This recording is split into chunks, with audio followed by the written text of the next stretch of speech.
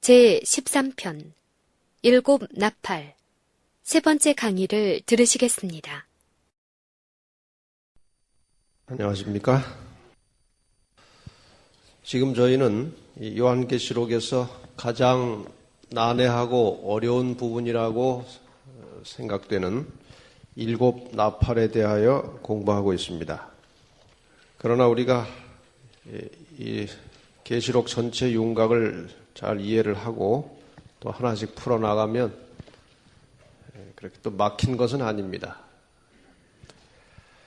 다섯째 나팔부터 시작해서 오늘만 잘 고비를 넘기면 이제 이 다음 시간부터는 조금 쉬워지지 않을까 생각합니다. 136페이지의 내용은 지난번에 대략 설명을 드렸기 때문에 137페이지 넘어가서 이제 본문으로 좀 들어가겠습니다. 들어가기 직전에 다시 한번 거기 나온 도표를 가지고 일곱 나팔의 개요를 잠깐 살피고 시작하겠습니다. 이제 하나님께서 하나님의 백성들을 구원하시는 일과 또 하나님을 대적하는 이 세상의 세력을 심판하시고 징벌하시는 일이 분명히 있습니다. 징벌 자체는 사실상 하나님께서 하시고자 하는 목적은 아닙니다. 하나님의 말씀을 끝까지 거역하고 끝까지 배도한 사람들이 당하는 하나의 결과, 자업자득이라고 할 수 있습니다. 하나님은 여전히 모든 사람이 다 바른 신앙을 가지고 구원에 이르기를 원하시고 또 기다리고 계십니다. 예수 그리스도께서 십자가에 돌아가시고 부활하시고 승천하신 이후에 이 세상 악의 세력들을 어떻게 부분적으로 혹은 예비적으로 심판해 오셨는지 그 역사가 이제 나팔을 통해서 나타나고 있습니다. 첫째 나팔, 둘째 나팔을 좀 묶어서 생각할 수 있고요. 또 셋째 나팔과 넷째 나팔을 묶어서 생각할 수 있고 다섯째, 여섯째 나팔을 또 하나로 그리고 일곱째 나팔 이렇게 조금 큰 묶음으로도 생각할 수가 있습니다. 첫째 나팔, 둘째 나팔을 통해서 심판을 받은 그 대상들은 이스라엘이었습니다. 우선 이스라엘은 로마 제국을 통해서 심판을 받았고요. 그 다음에 이제 교회와 서로마 제국, 진리를 빗나간 잘못된 교회를 말하는 것이겠죠. 교회와 이스라엘을 심판하는 도구로 사용되었던 로마 제국, 특히 서로마 제국은 게르만 민족의 이동에 의해서 분열되고 멸망하고 끝났습니다. 그 다음에 이제 교회가 세속화되었고 이 세속화된 교회가 점점 세상적인 권력, 정치적 힘도 얻게 되었고 또 이교의 많은 교리들과 습관들을 교회로 가지고 들어오면서 완전히 이 하나님의 교회가 오염된 교리로 물들어 버렸습니다. 거기에서 큰 힘을 가지고 등장한 로마 교회, 가톨릭 교회가 드디어 이제 배도한 교회로서 온갖 거짓된 교리들이 만들어지면서 성경을 무시하고 성경이 없는 많은 습관과 제도와 또 교리들을 만들므로 하나님께서 그 세속화된 교회와 이 배도한 교회를 완전히 포기하심으로 징벌하시는 장면이 셋째, 넷째 나팔 속에서 나타났습니다. 그리고 이제 오늘 공부하시게 될 서로마는 망했지만 아직 어느 로마는 살아 있었습니까? 동로마는 살아 있었습니다.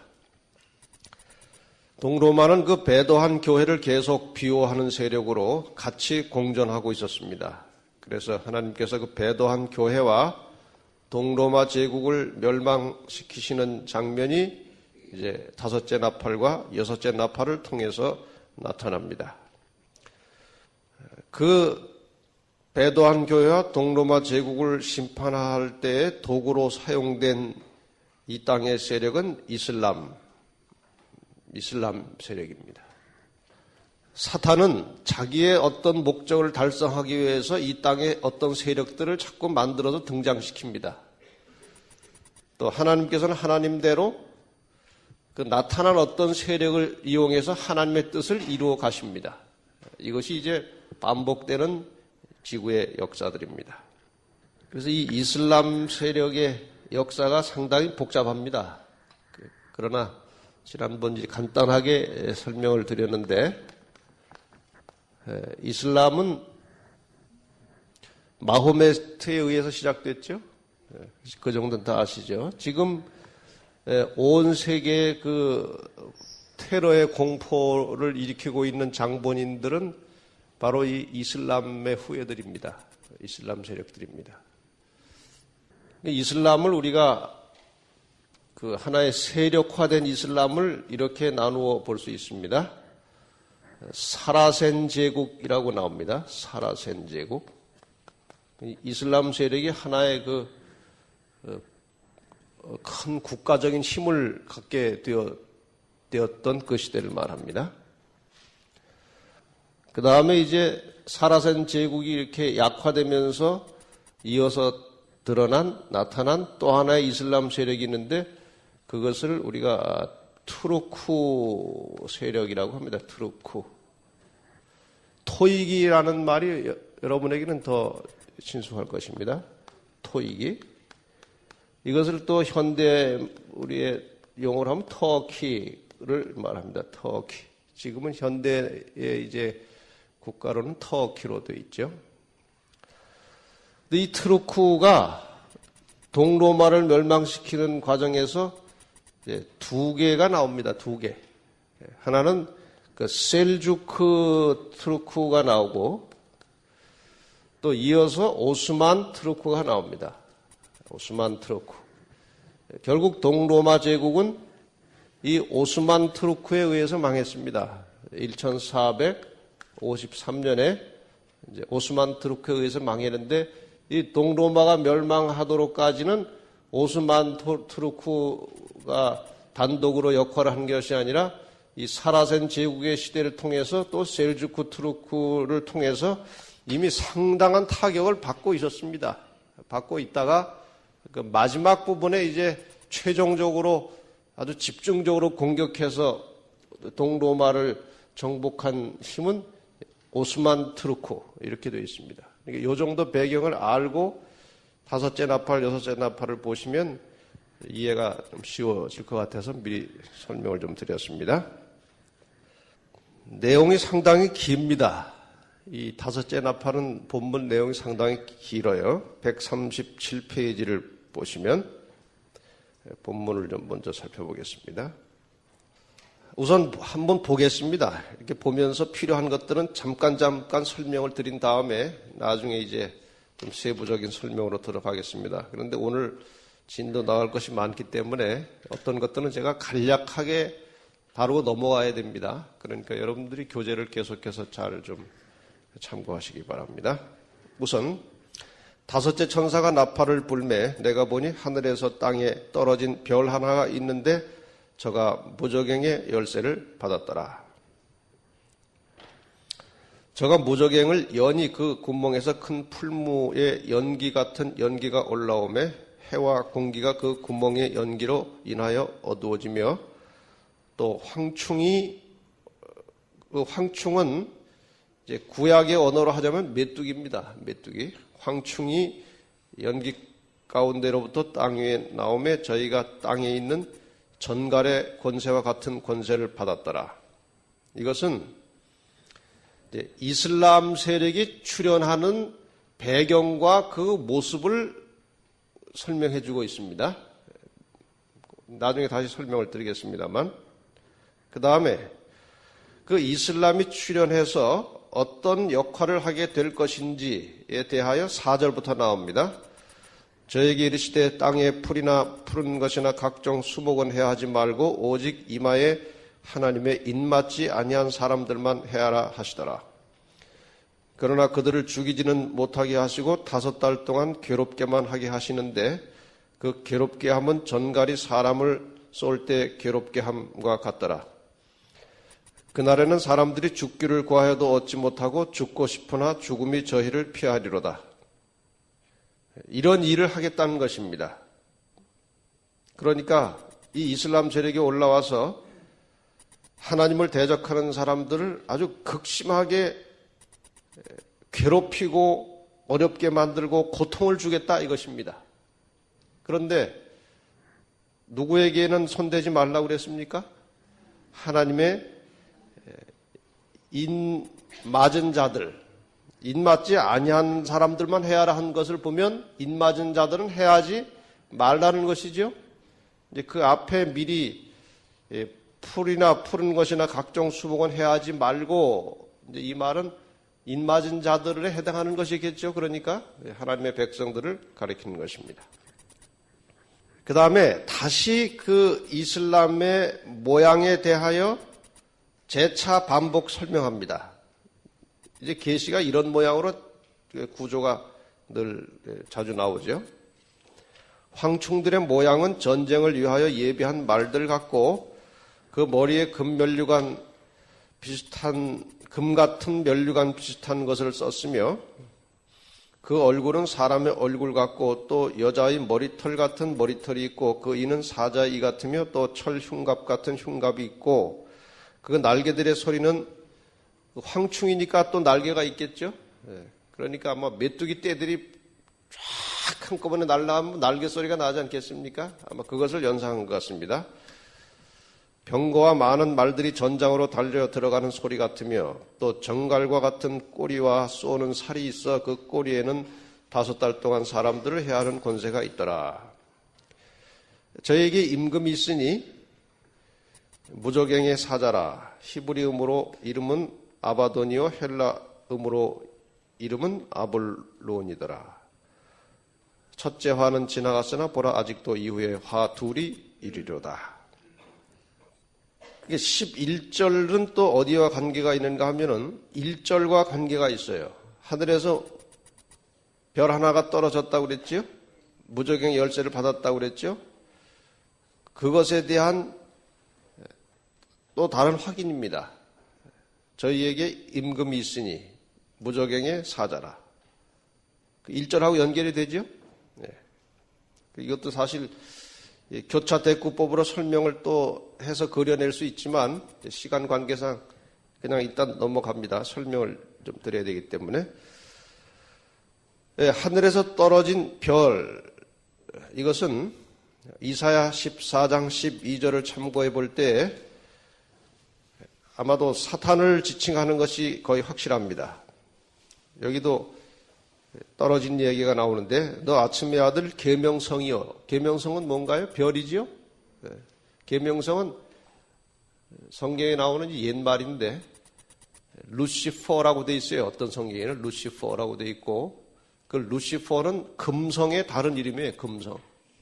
아주 빛나는 별 하나가 떨어졌다는 것이고 그것은 루스벨이었고 그 루스벨은 바로 하늘의 천사장이었던 그리고 지금은 이 땅에서 사탄과 마귀, 사탄 마귀로서 역할하고 있는 그 존재를 가리킵니다.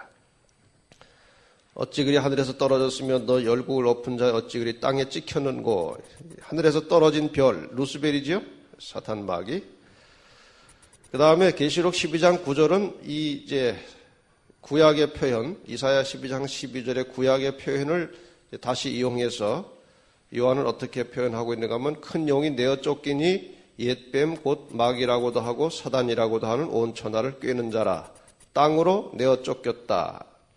구약에서는 하늘에서 떨어졌다고 했고 그의 사자들도 사단과 그 같이 동참했던 천사의 무리도 함께 내어 쫓겼다. 이렇게 되어 있습니다. 자, 이제 사단은 이 시대를 맞이해서 또다시 자신의 소굴을 사탄의 소굴을 무저갱이라고 하면 뭐 거의 맞습니다. 무저갱은 사실 그 밑바닥이 없는 어떤 구를 말하는 것인데 그냥 상징적으로 쓰여진 용어고 실제로는 이제 사탄의 소굴을 말하는 것입니다. 자기의 소굴을 열고 새로운 세력을 출현시켜서 세상을 혼란케 하기 시작했습니다. 이때 출현한 세력이 바로 이슬람 세계가 나타나는 것입니다. 저들 나름대로 하나님을 알라로 지칭했고 또 마호멧은 자기가 알라의 예언자라고 그렇게 자처하면서 많은 사람들을 개종시켜서 이슬람교를 창설했습니다. 신앙 고백은 아주 단순합니다. 알라 외에는 다른 신이 없고 마호메트는 그 알라 신의 예언자다. 그것만 받아들이면 이슬람 교도가 되는 것입니다. 그들이 오늘날까지 존재해오면서 현재 온 세상에 미치는 이 반기독교적인, 반사회적인 영향을 생각하면 정말 이 사탄은 대단한 작품을 그때 만들어냈습니다. 자, 이 무적행의 열쇠라고 하는 것은 뭐 그렇게 길게 설명 할 만하지 않기 때문에 여러분이 이 교재는 비교적 상세하게 써놨으니까 여러분이 보시고 저는 이제 빨리빨리 나가야 되니까 간단하게 이제 요약해서 나가겠습니다. 자, 어쨌든 이 사탄의 세계로부터 한 세력이 올라왔고 그것은 이슬람 세계의 출현이었고 그 모양을 황충에 비교했습니다. 황충. 이 황충 메뚜기는 식물을 닥치는 대로 먹어치우는 구약의 메뚜기 떼와 같은 것입니다. 나훔이라고 하는 그 선지서 3장 17절에 그 메뚜기에 대해서 이렇게 표현했습니다. 너의 방백은 메뚜기 같고 너의 대장은 큰 메뚜기 떼가 추운 날에는 울타리에 깃들였다가 해가 뜨면 날아감과 같으니 그 있는 곳을 알 수 없도다. 그 메뚜기 떼가 한 번 이렇게 쫙 날아가서 쫙 정착했다가 뭐 싹싹싹 좀 먹어치우고 뜨면은 그 바닥은 완전히 황폐화되는 것입니다. 그러한 메뚜기의 특성을 이슬람 세계에 이슬람의 세력에 적용시켜 보는 것입니다. 그들은 그 선교 자체가 하나의 도전이었습니다. 그래서 코란을 받든지 아니면 칼을 받든지 그러니까 이슬람교에 귀의하든지 죽든지 그러니까 요즘 우리말로 하자면 너 예수 믿을래 죽을래 둘 중에 하나예요. 아주 호전적이고 도전적인 방법으로 이슬람 포교를 한 것입니다. 그런데 그 방법이 이 사막을 중심으로 두고 살아가는 그 열대 지방의 그 사람들의 기질에 딱 맞아 떨어진 거예요. 그래서 그 아주 정말 격렬하고 아주 도전적인 그러한 선교 방법에 많은 사람들이 넘어갔고 뭐 거기에 물론 사탄의 역사가 있었겠죠. 지금 세계적으로 큰 종교가 이슬람, 천주교, 개신교, 불교 이런 것인데 가장 교인 수가 많은 종교가 이슬람이에요. 이슬람이 한 13억 가까이 됩니다. 13억. 굉장한 것입니다. 139페이지로 넘어가시면 이 황충의 모양에 대하여 이슬람을 이제 상징적으로 묘사한 황충, 메뚜기의 모양에 대하여 7절과 8절에 이렇게 묘사하고 있습니다.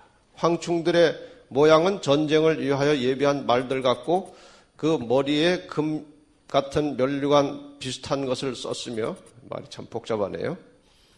그 얼굴은 사람의 얼굴 같고 또 여자의 머리털 같은 머리털이 있고 그 이는 사자의 이 같다. 여러분 이 모양을 잘 보시면 여기 묘사된 모양을 잘 보시면 그 아랍인들이 하고 다니는 행색과 거의 같습니다. 맞죠? 그 면류관 같은 것을 썼다고 하는 것은 그 뭡니까? 이 터반이라고 합니까? 여기 둘러 쓰는 거. 그다음에 머리털이 긴 것을 뚫뚫 말아가지고 얹어가지고 그거를 쓰는 것 같아요. 그 여자 머리털 같고. 또 여기 수염들이 되게 많아가지고 이렇게 입을 벌려 웃을 때면 그 털 사이에 이가 나오는 것이 또 사자 입 같기도 하고. 아주 그 사도 요한이 계시 가운데서 본 것을 대충 이렇게 묘사했는데 지금의 그 아랍인들의 모습하고 아주 비슷합니다. 그래서 지금 여기서 이 다섯째 나팔, 여섯째 나팔을 이슬람에 적용하는 것은 절대로 무리가 아닙니다. 해와 공기가 그 구멍의 연기로 인하여 어두워졌다. 이것은 이슬람교가 가르치는 아주 복합적이면서도 애매모호한 교리를 나타내고 있습니다. 기독교라고 하는 것이 예수님 오심으로 시작된 것은 아닙니다, 사실은. 기독교는 하나님을 믿는 이 종교는 인간의 창조와 함께 시작된 것입니다. 맞습니까? 이 기독이라고 하는 말은, 기독교 할 때 이 기독이라고 하는 말은 예수라는 말입니다, 예수. 중국 사람들이 이제 기독할 때 이렇게 쓰면 예수예요, 예수. 하나님. 근데 이 기독교가 사탄의 간섭과 방해로 인해서 굉장히 복잡해졌습니다. 사실 유대교도 하나님 믿는 종교입니다. 그렇죠? 그 다음에 가톨릭도 하나님 믿는 종교입니다. 그 다음에 가톨릭에서 이제 개혁해서 나온 개신교도 하나님 믿는 종교입니다. 여기에 이슬람도 그들이 알라라고 이름은 바꿨지만 구약에 나타난 하나님을 도입해 두는 거예요. 그래서 이렇게 복잡하게 해놨습니다, 사단이. 잘 분별하셔야 돼요. 근데 이 네 종교가 모두 다 공통적으로 소유하고 있는 것은 모세 오경입니다. 이슬람도 모세 오경을 인정합니다. 다 마찬가지입니다. 모세 오경이라고 하는 공통점을 다 가지고 있어요. 그 다음에 이 네 종교가 모두 유일신 사상을 갖습니다. 신은 하나밖에 없다는 겁니다. 그런데 거슬려서 들어가면 다 그 유일신, 하나밖에 없는 유일신은 누구를 가리킵니까? 하나님을 가리키고 있습니다. 그것을 다른 색깔로 채색을 해서 변질시켜서 그렇지 사실은 하나의 유일신입니다. 그 다음에 이 네 종교가 모두 다 천국이라고 하는 개념을 가지고 있어요. 천국. 근데 이슬람은 이것을 아주 이상하게 만들어 놓아서 사람들을 혼란스럽게 또 아주 괴상한 교리로 이렇게 엮어 나왔습니다. 그래서 이 이슬람을 지키기 위한 전쟁은 다 찬양합니다. 그것을 지하드 혹은 성전, 거룩한 전쟁이라고 해가지고 모든 신자들이 다 하늘에서 쾌락을 누리면서 살겠지만 특별히 이 성전, 이 거룩한 이슬람을 지키기 위한 이 전쟁에 나가서 목숨을 버리는 신자들은 하늘에서 더 큰 쾌락을 누릴 것이다. 그렇게 가르치고 있습니다. 여기 이런 이제 내용이 있습니다. 알라시는 온갖 좋은 상급들을 약속하셨지만 그를 위하여 싸우는 사람들을 위한 보상은 더욱 크다. 알라시는 그의 사업을 위해 싸우는 자들을 사랑하신다. 그는 너희를 에덴 동산에 있는 호사스러운 집에서 살게 할 것이다. 이것은 최대의 승리이다.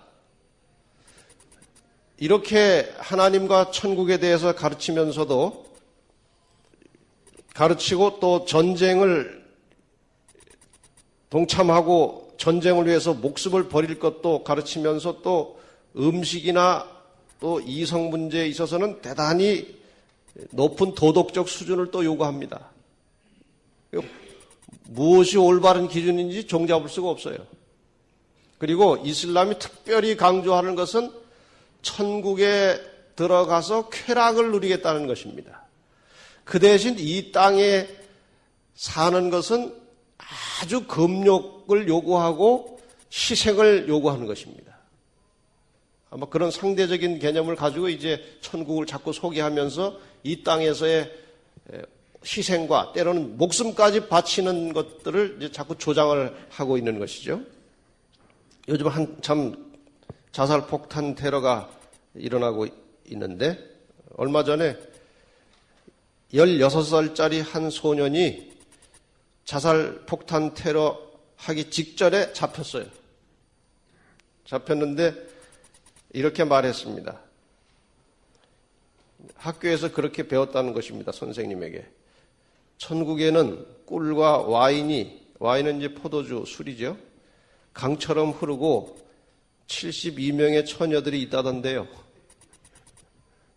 이제 그것을 이제 소망하면서 이제 자기 몸을 이제 죽여가면서 이 이슬람에 충성할 것을 계획한 것입니다. 근데 그 아이의 가족들은 또 더 가관이에요. 그 가족들은 뭐라고 어떤 이제 말을 들었는가 하면은 어떤 대가를 받았는가 하면은 아들을 테러에 동원하는 대가로 100세켈, 세겔은 이제 성경에 세겔 나오죠, 세겔. 그런 겁니다. 약 25,000원 정도를 받았고 자살 공격에 성공하면 천국에서 섹스를 할 수 있다고 약속받았다. 참 괴이한 교리를 가지고 이 이상스럽고 혼란스럽고 괴상한 교리에 수많은 지구의 인간들이 빠져서 엉뚱한 일을 하고 있어요. 자, 이러한 모양을 하고 올라온 이 이슬람 세력이 이제 하나님의 심판의 도구로 사용되면서 이제 그 배도한 교회와 또 동로마를 이제 공격해 나갑니다. 그런데 거기에 성경에 무슨 단서가 있는가 하면은 아까 잠깐 보셨던 대로 땅에 풀이나 푸른 것이나 각종 수목은 해하지 말고 이 낱말에 대해서는 우리가 이미 배웠습니다. 이것은 하나님의 백성들을 가리킬 때 상징적으로 쓰여지던 용어였죠. 하나님의 참 백성들은 해하지 말라는 것입니다.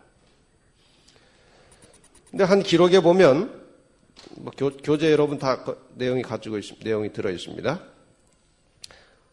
모하메드는 유대인과 그리스도인들을 아브라함과 예수의 참 하나님이신 알라신을 섬기는 사람들로 생각하고 칭찬했다. 그러니까 유대인들이나 그리스도인들이나 모세의 오경을 가지고 그 모세의 오경에 명백하게 나타난 하나님을 믿고 있었기 때문에 그것을 자기네들이 믿는 알라신과 같은 하나님으로 생각하고 그들을 잘 봐줬다 이것입니다. 참 희한하죠? 유대인들과 그리스도인들도 구약 성경을 신봉했기 때문에 그들을 성경의 백성으로 존중하였다. 사실상 이 유대인이나 그리스도인들과 이 아랍인들은 그렇게 적대적인 관계가 아니었습니다.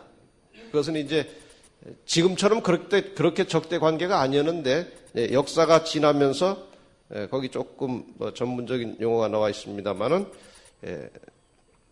나치의 반셈족 운동 그리고 이스라엘의 군국주의 이 두 가지 때문에 지금 이스라엘과 기독교 세계를 향해서 반감을 가지게 된 것이지 애초에는 그렇지 않았다 이것입니다. 초창기에는. 그래서 초창기에는 유대인들과 그리스도인들에게 상당히 관대했어요. 근데 성경에 그들은 해하지 말고 입맞지 아니한 자들을 해하라. 이제 그런 말은 이것과 서로 연결되고 있습니다. 그리고 만약에 이슬람 세력이 없었다면 종교 개혁이 거의 힘을 쓰지 못했을 것이라고 역사책에 또 나옵니다. 어떤 책에 보면. 왜 그런가? 이 배도한 이 중세 로마 교회나 혹은 동로마 제국이 그 종교개혁 세력 올라오는 것 단칼에 그냥 멸절시키는 것은 그렇게 어려운 일이 아닌데 이슬람으로부터 계속 공격을 받고 있기 때문에 그 이슬람과 싸우느라고 종교개혁의 세력에 대하여 그렇게 철저하게 관리를 못했다는 것입니다. 그런 의미에서 이슬람 세력은 이제 하나님의 교회가 진리를 보존하고 발전시켜 나가는데 어느 정도 기여한 공도 있는 겁니다. 그러나 140페이지에 보시면 이슬람 군대가 서기 638년에 기독교와 유대교의 성지라고 할 수 있는 예루살렘을 정복했고 예루살렘 성전이 있던 자리에다가 이슬람 사원을 건축해버렸습니다. 지금까지 남아있어요. 여러분 예루살렘의 가장 중심이 옛날 예루살렘 성전이 있던 자리 아니겠습니까? 근데 지금 그 자리에 여기 그림에 보시는 대로 이슬람 성전이 있습니다. 왼쪽 그림은 멀리서 본 거예요. 그 멀리서 봤을 때 그 예루살렘 전체 성을 멀리서 봤을 때 그 성의 중심에 중앙에 동그란 거 하나 있죠. 그게 가장 돋보이는 중심지의 건물인데 그것이 불행하게도 이슬람 사원입니다. 오른쪽에 있는 것은 확대해서 본 것이고요. 그런데 살육과 죽이는 일이 이제 어느 정도 제지되면서 5달 동안 괴롭게만 하라 그런 명령이 있죠. 사라센 지금 이 5째 나팔에서 활동을 시작했던 이 사라센 제국은 살육하고 파괴하는 일을 그렇게 심하게 하지 않았다고 그래요. 그리고 계속 괴롭히기는 했는데 결정타를 때리지 못한 것입니다. 근데 5달 동안이라고 했는데 이걸 우리가 예언상 연대로 하자면 5달이면 150일이죠. 150일은 실제 역사에서 얼마입니까? 1일 1년으로 하면 150년이죠. 이 사라센 제국이 동로마를 공격한 이 150년을 이제 어떻게 해석을 하는가 하면은 674년에 이제 공격을 시작했다고 나옵니다. 역사 기록에. 제가 역사책을 여러 권을 뒤져보니까 책마다 차이가 조금 있어요. 그러나 이제 이 연대를 선택한 것입니다.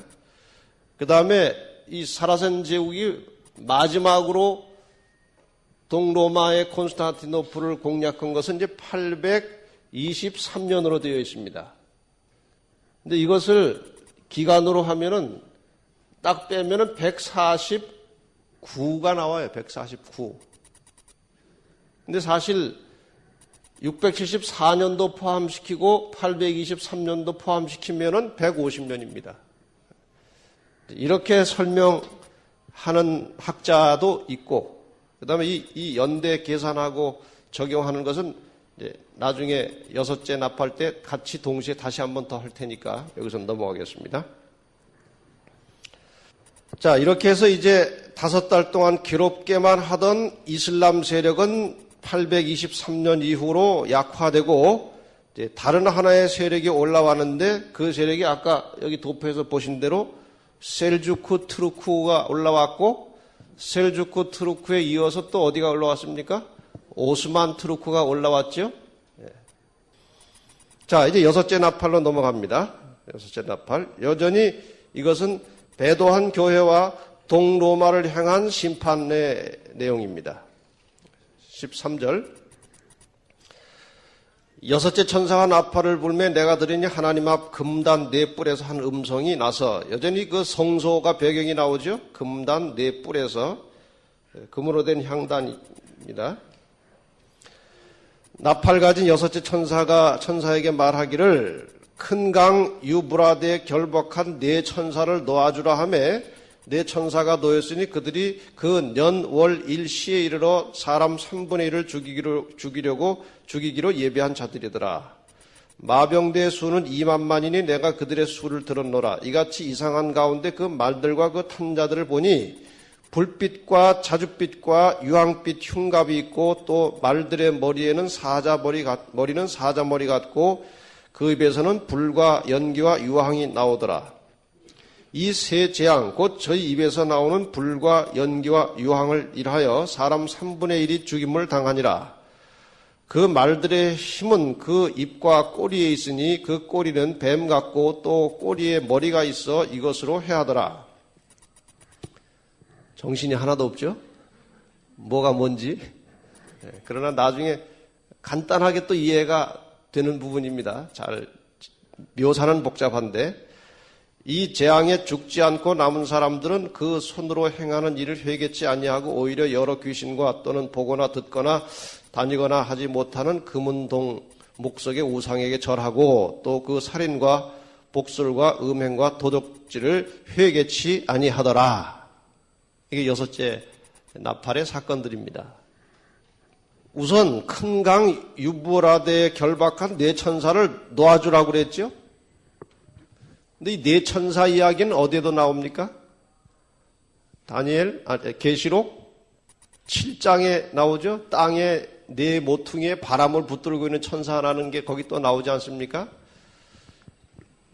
그런데 그 계시록 7장에 나올 때는 어느 특정 지역 이름이 없고 그냥 땅 전체 사방에 바람을 붙든 천사로 등장하는데 여기에서는 유브라데 강에 결박한 네 천사 어느 지역을 제한하고 한정하고 있습니다. 그래서 계시록 7장의 그 땅에 바람을 붙든 천사는 지구 전체에 해당하는 것이라고 할 수 있고 지금 유브라데 강에 결박되어 있던 네 천사가 놓여진다는 것은 어느 특정한 지역에서 일어날 무리들을 상징하는 것입니다. 바로 이 무리들이 이제 동로마를 아주 결정적으로 공격하기 위해서 일어나서 공격했던 트루크 제국, 그 중에서도 먼저 올라온 셀주크 트루크를 상징하는 것입니다. 11세기 초에 그런 사건이 발생했고 그렇게 갑자기 그 유브라데 강 연변에서 올라온 이 셀주크 트루크가 즉시로 이슬람교로 개종을 하면서 이슬람 세력이 되었고 그것이 이제 하나의 큰 세력으로 동로마 제국에서 소아시아도 뺏고 또 예루살렘도 점령해서 성지 순례자들을 박해하고 또 그것이 계기가 돼가지고 그 유명한 카톨릭의 십자군 운동이 시작되기도 하는 것입니다. 1095년에. 예루살렘을 점령해가지고 이 이슬람 세력이 예루살렘을 점령해서 그 교도들의 성지 순례를 막고 방해하니까 가만히 있겠습니까? 카톨릭이? 그래서 이제 십자군 운동이라는 것이 거기서 발단이 된 것입니다. 쳐부숴야 되기 때문에 이슬람을. 그렇게 해서 등장한 그 군대의 수가, 그 마병대 수가 얼마라고 그랬습니까? 2만만.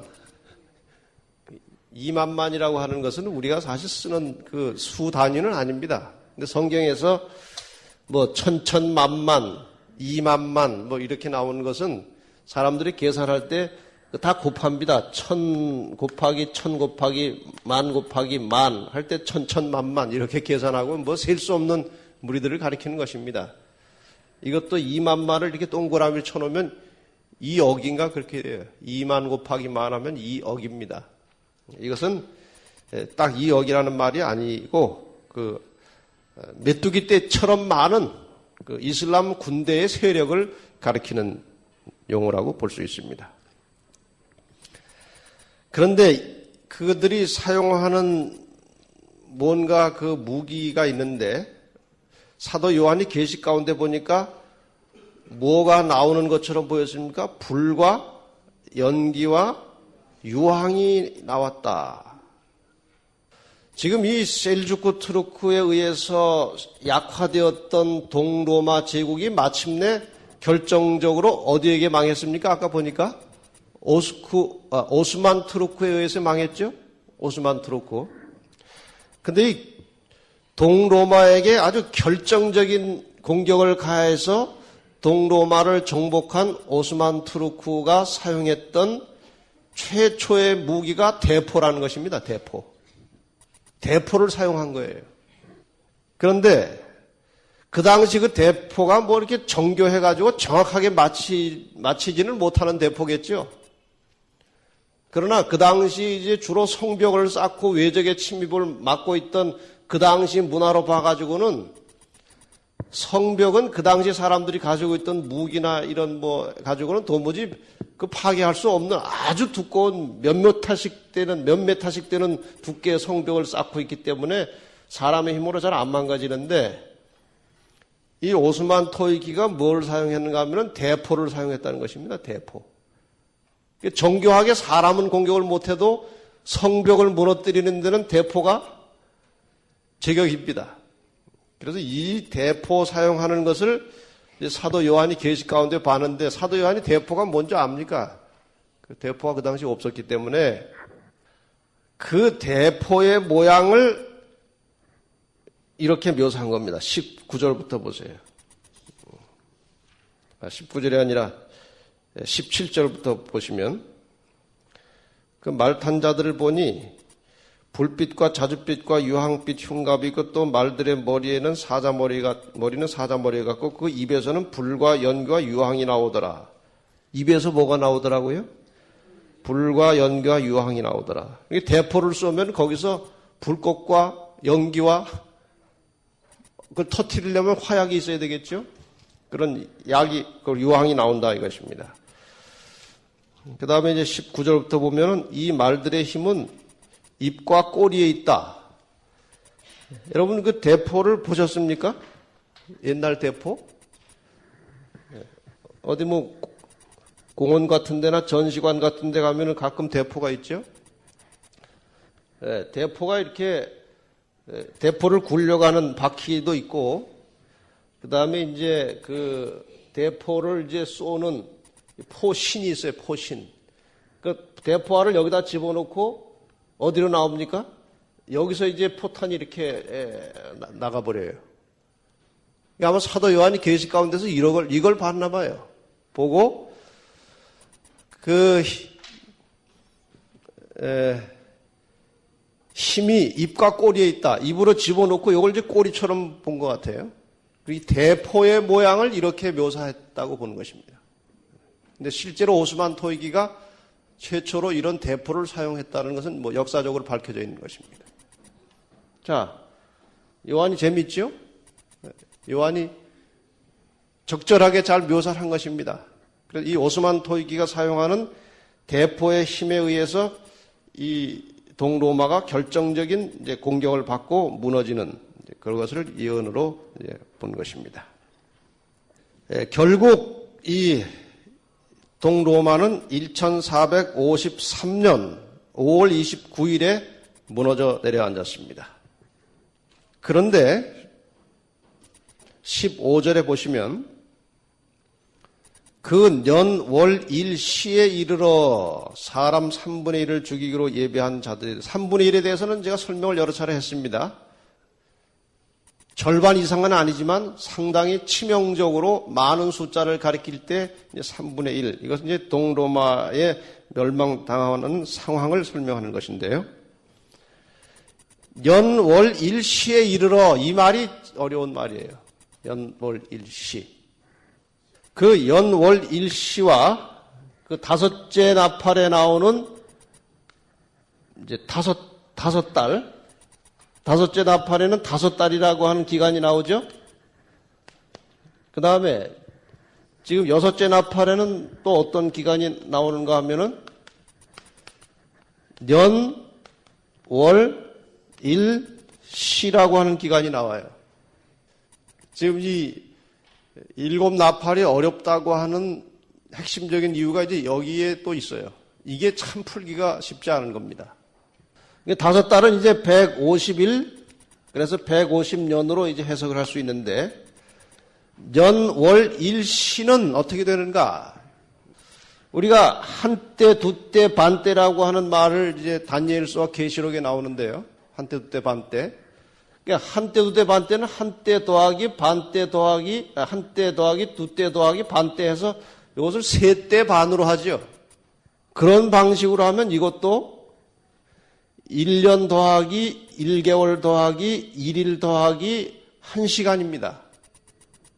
그렇게 계산할 수 있어요. 이 한때 두때 반때 원리로 하면.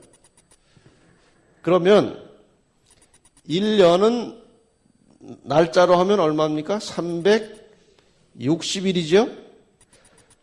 1월은 30일이죠? 그 다음에 이것은 71일이죠. 그럼 요 년월 일만 하면은 391일입니다. 391일.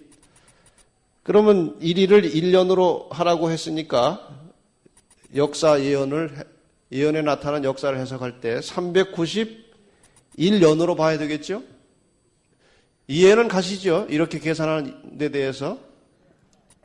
1일 1년 원칙을 잘 모르십니까? 네. 에스겔 4장 6절에 1일은 1년이니라. 또 예언상 1일을 우리가 1년으로 해석하는 경우가 상당히 많습니다. 그래서 이것은 391일이고 실제 역사를 하면 391년이에요. 근데 또 어떤 사람들은 요 시까지 해석을 합니다. 시까지 해석을 해요. 시까지 해석을 해서 1일이 1년이면 1년은 360일 아닙니까? 이것은 성경상에는 한 달을 반드시 30일로 계산합니다. 예. 그 지난번에 한번 설명드렸어요. 성경은 이제 나중에 제가 또 좀 설명드리겠습니다만 왜 30일로 하는가 하면 성경상 한 달은 언제나 30일로만 계산돼 나와요. 그 가장 중요한 근거는 뭐 유대력 그렇게 설명하는 분도 있는데 노아 홍수 때 그 연도를 보시면 꼭 그 홍수에서 이제 비가 내리고 물이 감화해 가는 그 과정을 보면 꼭 한 달은 30일로만 나옵니다. 그래서 1년을 30일 곱하기 12달 하니까 360이 나오는 거예요.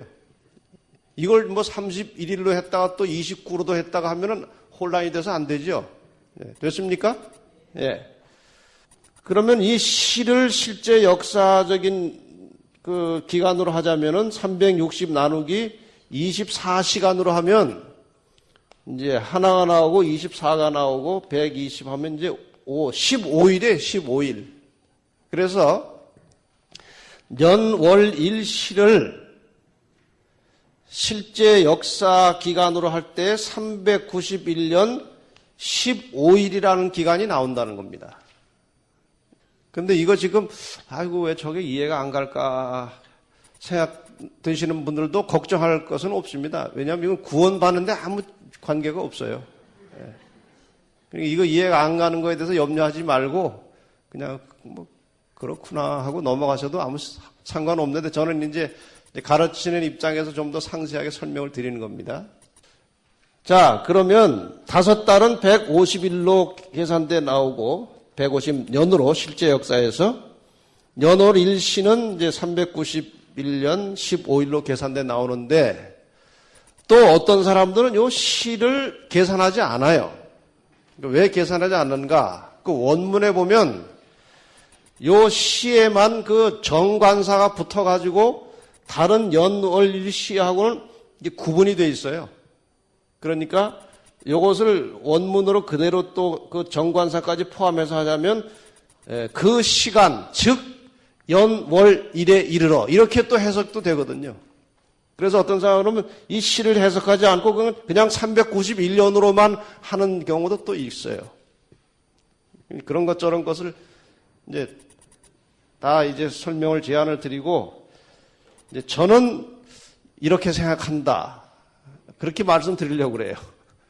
그러나 제가 생각하는 게 절대적인 것은 아닙니다. 이제 제가 이제 성경을 쭉 보면서 이제 닿는 것입니다. 자, 그러면 이제 그 141페이지에 보면 해석 방법 1이 나오죠?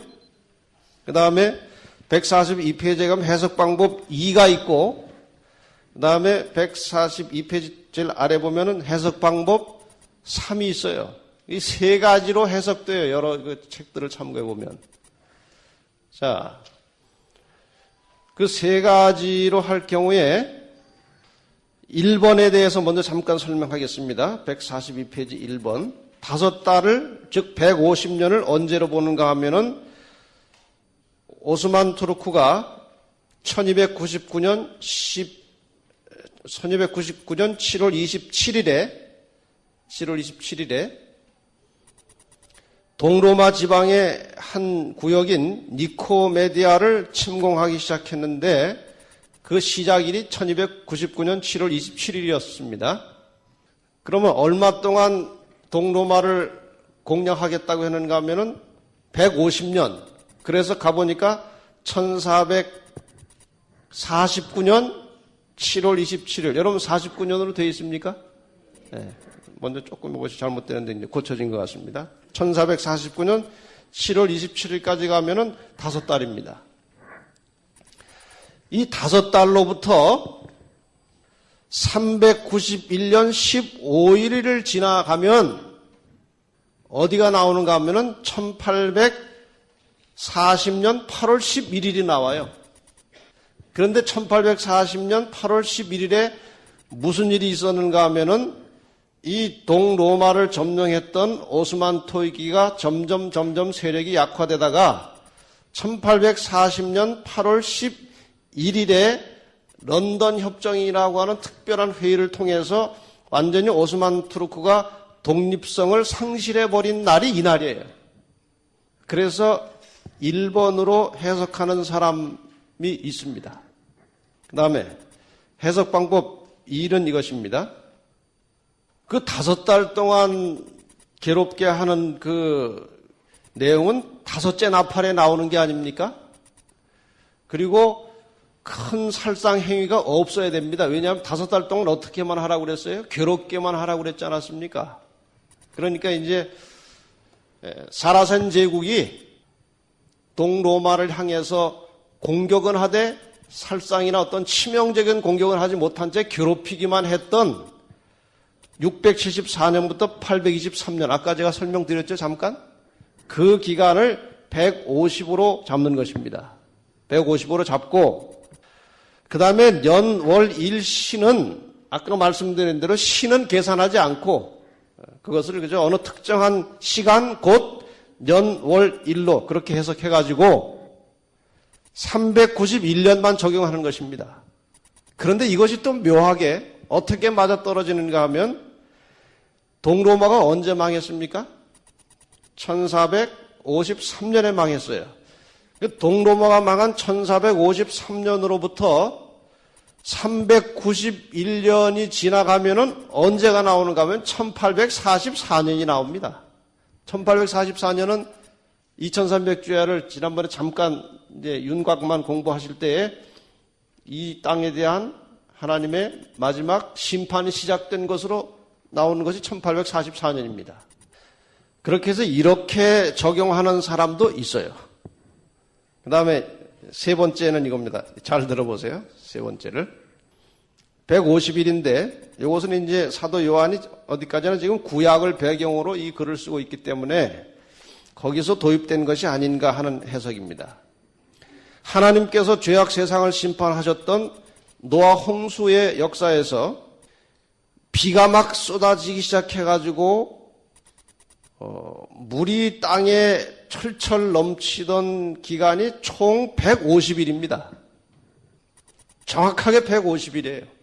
그 성경절을 여러분이 각자 찾아보세요. 창세기 7장 11절 24절 그리고 8장 3절 4절을 보시면 물이 땅에 아주 흉용하던 철철 넘치던 기간이 비 올 때부터까지 포함해서 150일입니다. 실제로 어떻게 묘사되어 있는가 하면 노아 600세 되던 해 2월 17일부터 7월 17일이니까 몇 개월입니까? 5개월이죠? 근데 그 기간이 며칠인가 하면 150일입니다. 한 달을 얼마로 했기 때문에? 30일로 했기 때문에 150일이에요. 그래서 물심판 기간이 150일이었다는 겁니다. 그래서 이 노아 홍수를 통한 이 물심판의 기간을 120일로 했던 점을 감안해서 이슬람이 사라센 이슬람의 그 사라센 제국이 동로마를 공략하던 그 동로마에 대한 심판의 기간을 150일을 상징으로 쓸 때 그걸 150년으로 잡아서 그냥 심판의 어떤 특정한 기간이다. 그것을 꼭 이렇게 150년을 구태여 언제 시작해서 언제까지인가 계산할 것 없이 노아의 그 홍수 때 물 심판이 150일 동안 물이 머물러 있었듯이 그 심판의 개념을 동로마에 적용시켰을 경우에 그저 어느 한정된 기간 동안에 동로마가 공격을 받을 것이다. 사라센 제국으로부터 이제 그런 해석이고, 그 다음에 년, 월, 일, 시라고 하는 것은 사실상 이것은 사람들이 사용하는 시간 단위를 다 모아놓은 것입니다. 그렇지 않습니까? 1년, 1개월, 그렇죠? 그 다음에 1일, 또 1시간, 이런 사람들이 사용하는 이 시간 개념의 단위를 다 한꺼번에 모아놓은 것이기 때문에 이것을 어떤 특정한 기간으로 환산할 것이 아니고 오스만 투르크가 동로마를 정복할 때까지 공격한 그 일정한 그냥 한 기간으로 봐야지 이것을 꼭 날짜에 끼워 맞추려고 할 필요는 없다. 그런 해석입니다. 근데 이 성경의 해석이 그 시대가 지남에 따라서 약간씩 정확하게 이해가 안 되는 부분은 약간씩 변형이 됩니다. 근데 원래 가장 지지를 많이 받던 해석 방법 1이었습니다. 1. 그런데 최근에는 경향이 3번 쪽으로 기울어져 가고 있어요. 3번. 저도 이제 가만히 보니까 어느 정도 다섯째 나팔과 여섯째 나팔을 분리해서 적절하게 조화를 이루려면 3번 정도로 해석을 해야지 이건 날짜까지 맞추려고 하는 것은 약간 무리가 아닌가 그런 생각이 들어서 저는 3번을 어느 정도 인정하기로 이제 마음에 정했습니다. 여러분은 또 좋은 걸로 하셔도 큰 지장은 없는데 왜냐하면 뭐 이것 때문에 구원받고 못 받고는 별로 관계가 없으니까 여러분이 읽어보시고 이게 옳겠다 생각하는 것을 잘 마음에 새겨두시길 바랍니다. 어쨌든 결론은 이러한 그 심판이 계속 진행되어 왔음에도 불구하고 그러한 것을 목도한 사람들이 좀처럼 회개하지 않는다는 것입니다. 이게 인간 역사의 비극입니다. 경고를 주고 심판을 해도 잠깐 그때뿐이지 근본적으로 인간들은 좀처럼 회개하지 않는 것입니다. 자, 그럼 이제 어려운 고비는 지나갔고 143페이지로 넘어가겠습니다. 그런데 이 여섯째 나팔과 일곱째 나팔 사이에 계시록 10장과 11장이 끼어들어 있습니다. 혹시 일곱인 공부하실 때 생각나십니까? 여섯째 인과 일곱째 인 사이에 뭐가 하나 끼어 있었죠? 인치는 사건, 계시록 7장이 끼어 있었습니다. 그것은 그 인치는 사건은 여섯째 인과 일곱째 인 사이에 일어나야 할 일이기 때문에 끼어들어 있던 것입니다. 그러면은 지금 여기 여섯째 나팔과 일곱째 나팔 사이에 10장과 11장이 끼어들었다고 하는 것은 이 사건이 그 사이에 일어날 사건임을 암시하는 것입니다. 그래서 이것은 일곱째 나팔 일단 끝내고 별도로 설명하겠습니다. 이게 상당히 재밌어요. 10장, 11장이 어렵지만 재밌어요. 그럼 빨리 일곱째 나팔까지 끝을 내십시다. 일곱째 나팔은 하나님의 마지막 심판이기 때문에 길게 시간 쓸 필요가 없고요. 자, 우선 여기 도표를 잠깐 여기 보세요. 여섯째 나팔이 있고 이제 일곱째 나팔이 있습니다. 근데 여섯째 나팔과 일곱째 나팔 사이에 계시록 10장과 11장이 끼어 있죠. 그 여섯째 나팔은 지금 어느 나라가 이제 완전히 멸망한 기록입니까? 네, 동로마가 멸망했고 동로마를 멸망시킨 오스만 토이기도 이제 망하는 것입니다. 그렇죠? 끝났습니다. 그럼 동로마가 멸망한 이후에 상당 기간 동안 이 토이기가 계속되다가 이제 결국 아까 말씀드렸던 1840년에 가서 이제 힘을 잃었어요. 그 이후에도 조금 더 갔습니다. 독립성은 잃었지만 나라는 또 이렇게 근근히 연계되다가 실제로는 1922년인가 그때 가서 이제 완전히 토이기라는 것 자체가 없어지고 터키라는 나라가 세워집니다. 역사가 그렇게 돼 있어요. 그럼 이 무렵 오스만 토이기가 19세기 말경에 이제 힘을 잃고 이제 떨어집니다. 이 일곱째 나팔은 하나님의 심판이죠. 이것은. 이건 하나님께서 내리시는 마지막 심판입니다. 일곱째 나팔은. 그리고 예수님께서 오시고 하나님 백성들이 하늘에 가는 것입니다. 일곱째 나팔의 내용을 잠깐 읽어보겠습니다. 15절부터. 일곱째 나팔은 10장과 11장이 한참 진행된 후에 11장 끝부분에 가서 일곱째 나팔이 나오는 겁니다. 끝에 있는 건 먼저 공부하겠습니다. 15절.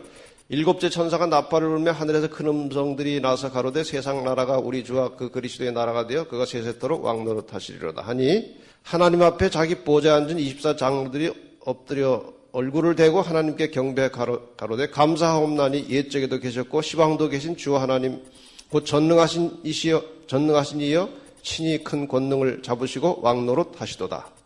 이제 18절이 이제 심판이죠.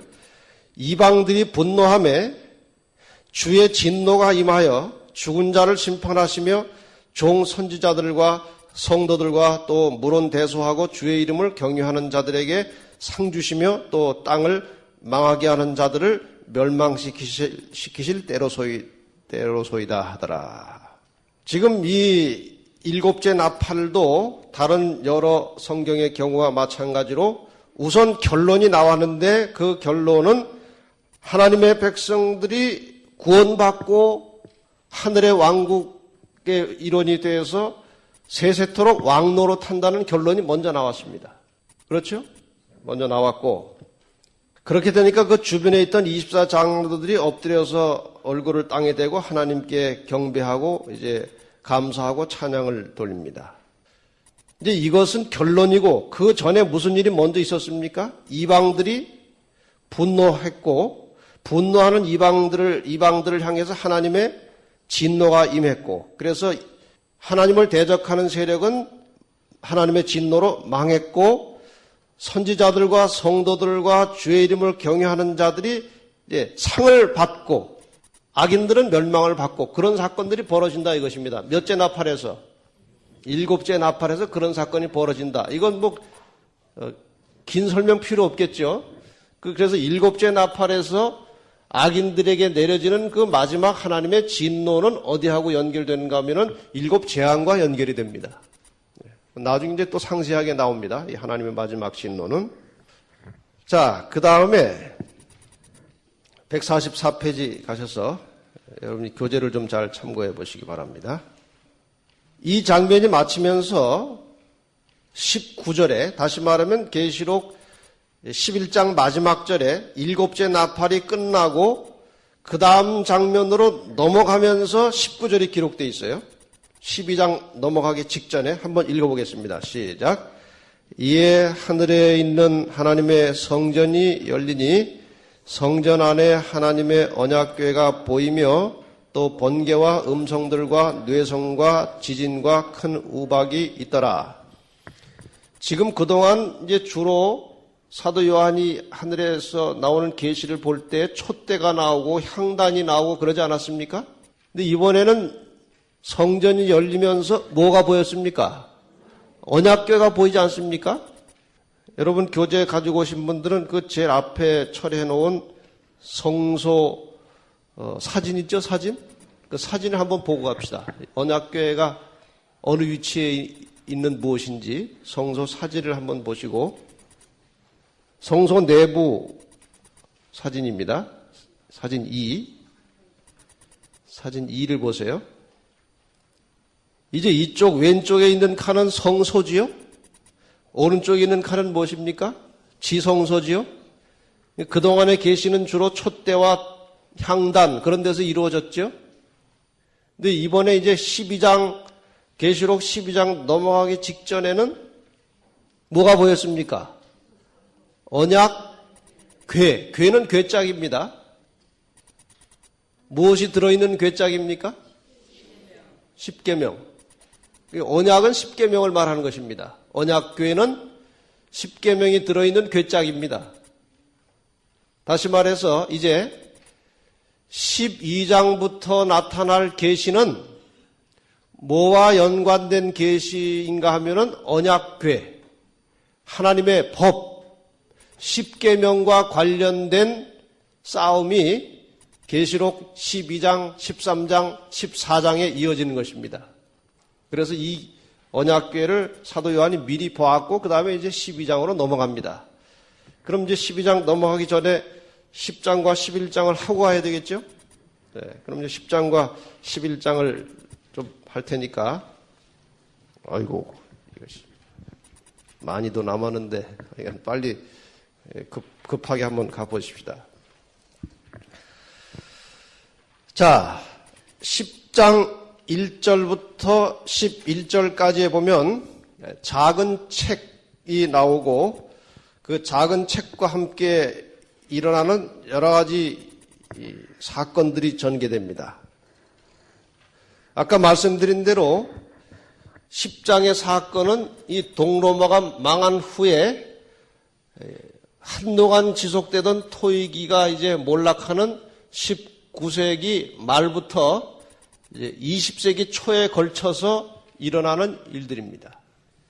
이것을 조금 이해하시려면 145페이지 제일 위에 부분에 있는 역사 도표를 잘 보시면 대강 흐름을 여러분이 이해할 수 있어요. 그동안 여러 가지 복잡한 거 다 이제 머리에 지워놓으시고 이 도표를 한번 보시면서 이제 이 당시 이제 오스만 토이기가 망하고 이제 계시록 10장과 11장의 배경이 되고 있는 이 시대의 사건들을 잠깐 보자 이것입니다. 도표 보셨습니까? 이제 그동안 연대 때문에 머리가 복잡한 건 다 잊어버리세요. 그거 자꾸 붙들고 그게 뭔가 390일이 뭔가 그 생각 하시지 말고 이제 다 잊어버리시고 이 도표에서 새 출발하는 것입니다. 우선 1755년에 리스본 지진이 일어났죠. 이것은 여섯째 인을 떼실 때 일어난 예수 재림 전의 징조 중에 하나였습니다. 지진. 그렇죠? 이게 지금 인과 관련된 사건들입니다. 그 다음에 1780년도에 해달이 빛을 잃어버리는 암흑일이 지나갔죠? 이것도 공부했습니다. 이것도 몇째 인 뗄 때 사건입니까? 여섯째 인을 뗄 때 사건입니다. 그 다음에 1780년에서 9년이 지난 다음에 세계적으로 유명한 프랑스 혁명이 일어났습니다. 프랑스 혁명의 여파로 교황권이 무너집니다. 1789년에 프랑스 혁명이 일어났고 9년 후인 1798년에 교황 비오 6세가 나폴레옹의 부하 볼테어 장군에게 잡혀감으로 교황권이 일단 몰락합니다. 언제? 1798년. 여러분, 이 교황권이 몰락한 이후의 시대를 우리는 보통 말세라고 합니다. 이걸 잘 아시기 바랍니다. 1800년에서 몇 년 전입니까? 1798년이면. 예? 2년 전이니까 우리가 그냥 외우고 쉽게 이 지구의 인간 역사의 말세가 언제 시작되느냐 하면은 1800년 정도에 시작됐다 하면 거의 맞습니다. 그 징조들이 이미 1755년부터 일어나기 시작하지 않았습니까? 말세 징조들이. 그 다음에 교황이 몰락하면서 그동안 제대로 빛을 보지 못했던 성경이 대량으로 생산되기 시작했는데 최초로 만들어진 성서 발행하는 단체가 영국 성서공회였습니다. 그것이 몇 년이었습니까? 1804년. 12년 후에 미국에서도 성서공회가 만들어졌고 그 다음에 성경을 연구하는 사람들이 이제 많아지겠죠? 성경을 자유롭게 보니까. 성경을 연구하는 사람들 중에 특히 윌리엄 밀러라고 하는 사람이 예언을 연구한 결과 예수님께서 곧 오실 때가 되었다는 자각과 함께 1831년부터 대대적인 재림 운동이 시작됩니다. 한참 재림 운동이 진행되고 있는 중에 1833년에 하늘에서 뭐가 떨어지는 사건이 있었습니까? 별 떨어지는 사건이 있었습니다. 그러니까 재림 운동이 가다가 이 사건 나니까 더 불이 붙은 거예요. 정말이구나 이제. 별 떨어지는 사건도 6째인 때일 때 일어난 재림의 징조 중에 하나였지 않았습니까? 별 떨어지겠다고 그랬고. 별 떨어진 지 얼마 안 돼서 어디가 이제 몰락합니까? 동로마를 멸망시켰던 토이기, 트루크가 몰락합니다. 이게 지금 다 그 역사 속에 같이 이제 이어나가는 겁니다. 그러니까 트루크가 멸망한 지 얼마 후부터 2300주회가 끝나고 재림전 심판이 시작되었습니까? 4년 후 1844년부터 이제 2300주에 의하면은 그 사건이 재림전 심판이 시작되고 드디어 이제 본격적인 말세의 종말의 시간이 시작됐고 우리는 지금 그 시기에 살고 있다는 것입니다. 이 도표에 대한 간단한 설명은 밑에 있으니까 여러분이 보시고요. 그러면 이제 그 사이에 일어난 이 사건에 대하여 이제 계시록 10장 1절부터 3절까지 먼저 보겠습니다. 힘센 다른 천사가 나타났습니다. 본문 같이 읽어보겠습니다. 시작.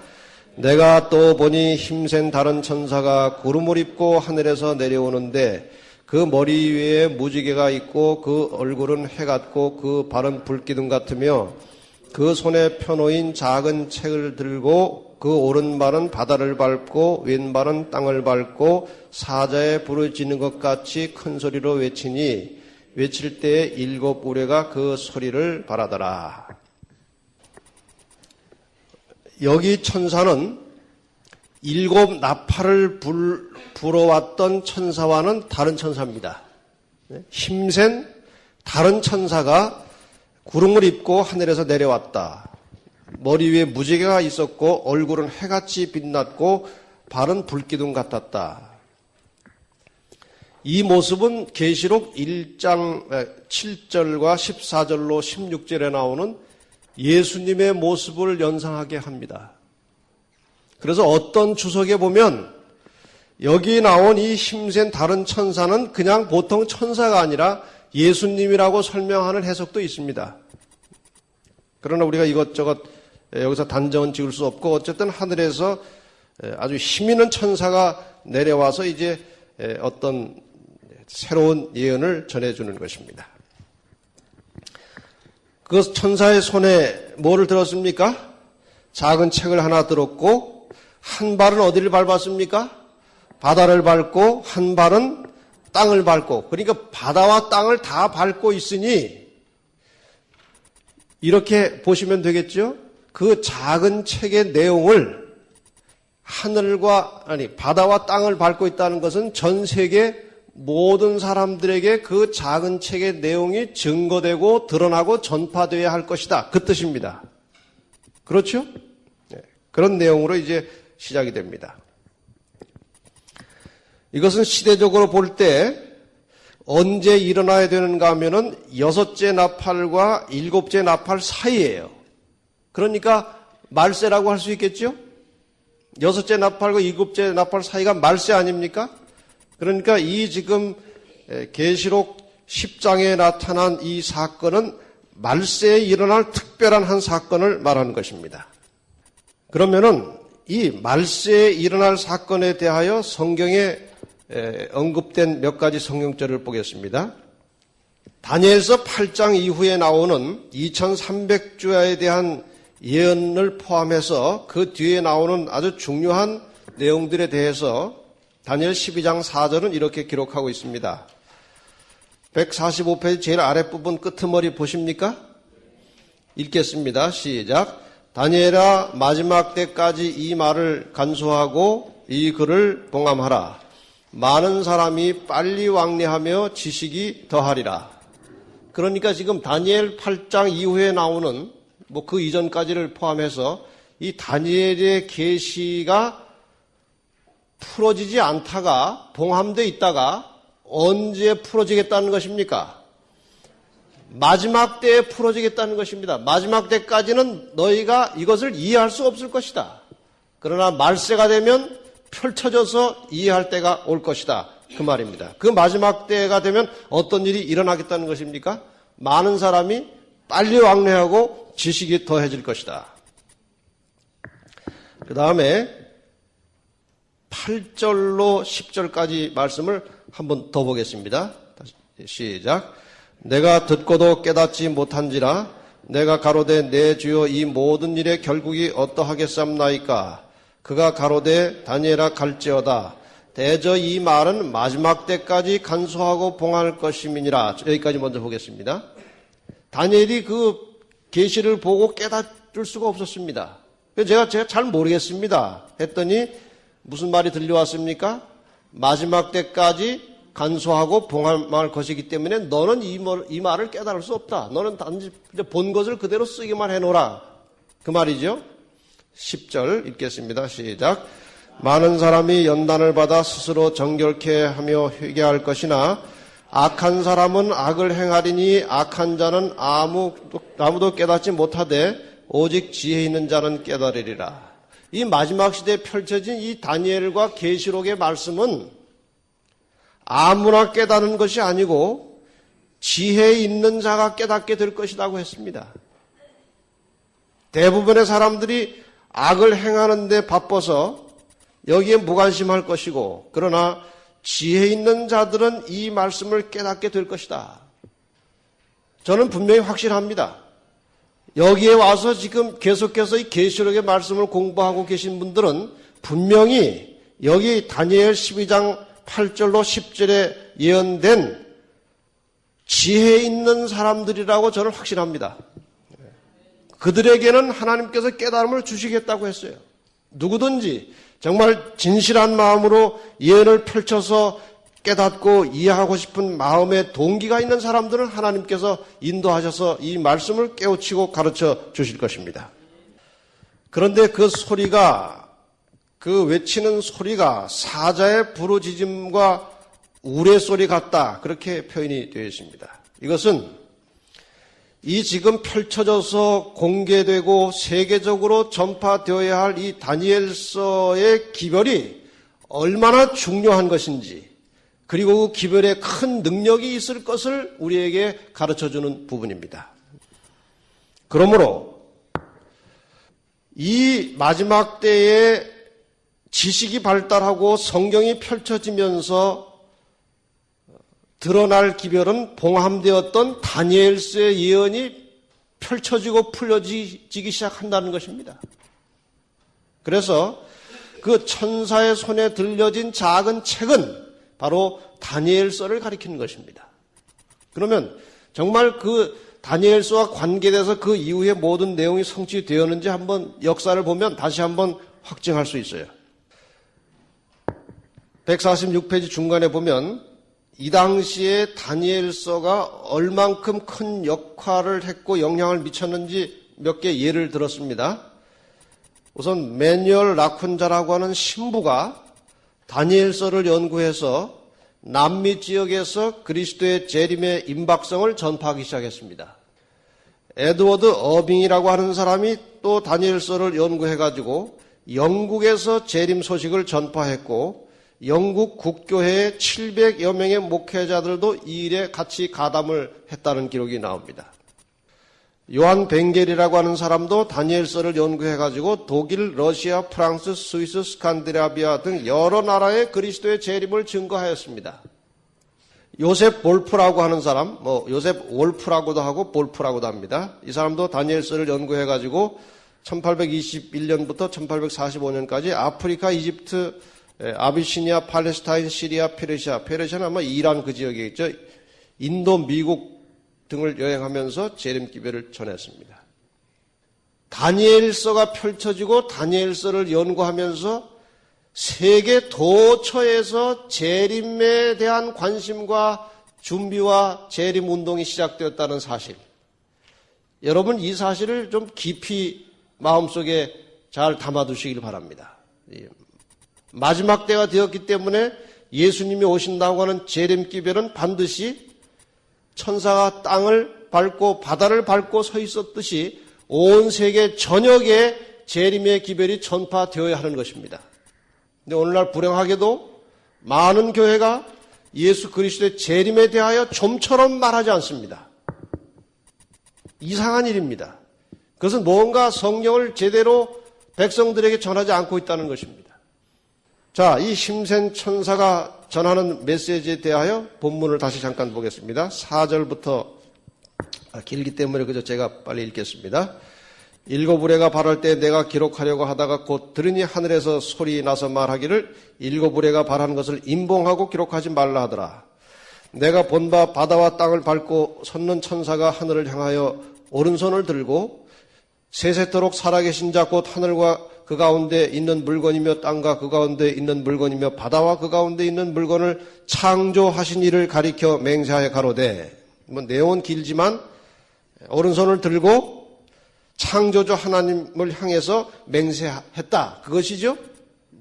그 다음에 가로되 지체하지 아니하리니 일곱째 천사가 소리내는 날 그 나팔을 불게 될 때에, 그러니까 시기적으로 봐가지고는 지금 다니엘 10장의 예언이 기록될 때에 일곱째 천사의 나팔이 부러졌습니까? 안 부러졌습니까? 아직 안 부러졌습니다. 우리는 편의상 이미 공부하고 지나왔지만 시기적으로 볼 때는 아직 일곱째 천사가 일곱째 천사 나팔이 부러지기 전에 계시록 10장에 기록되어 있는 거 아니겠습니까? 그래서 일곱째 천사가 소리내는 날 그 나팔을 불게 될 때 하나님의 비밀이 그 종 선지자들에게 전하신 복음과 같이 이루리라. 이렇게 이제 힘센 천사가 큰 소리로 그런 메시지를 전합니다. 임봉하고 기록하지 말라고 하는 것은 그 다니엘에게 주신 기별하고 거의 비슷합니다. 그렇죠? 사도 요한 당시에는 이 말씀이 이해될 수가 없는 것입니다.